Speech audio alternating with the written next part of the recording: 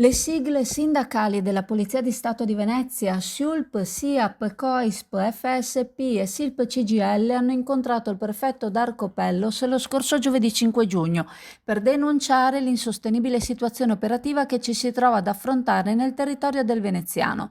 Durante l'incontro è emersa una grave carenza di personale, aggravata anche dalla crescita della popolazione che viene moltiplicata durante il periodo estivo, senza che ci sia un adeguato aumento degli operatori che spesso vengono tolti dagli uffici per essere mandati a fare attività operativa in strada, con conseguenti ritardi per quanto riguarda le pratiche amministrative.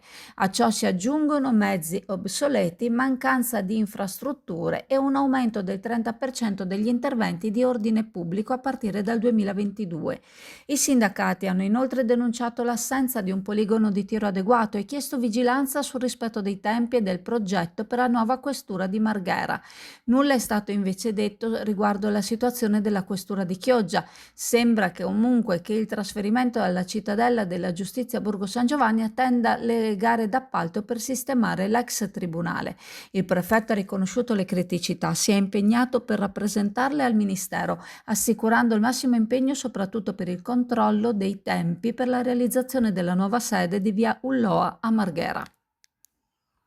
Allora, siamo al campeggio, allo storico campeggio Tropical. Qui abbiamo l'amico Sandro Finotto che da quest'anno gestisce questo ristorante. Ho riservato per le ultime 2 settimane di maggio una promozione dal lunedì al venerdì con le pizze al 50%, in modo da essere invogliate a venirci a trovare, capire che entrare in parcheggio, prendersi la tesserina, venire a mangiare e poi noi in cassa rimborsiamo azzerando la tesserina, e quindi diventa piacevole venire a trovare anche noi con i nostri piatti, col pesce fresco e le nostre pizze un po' più particolari delle altre.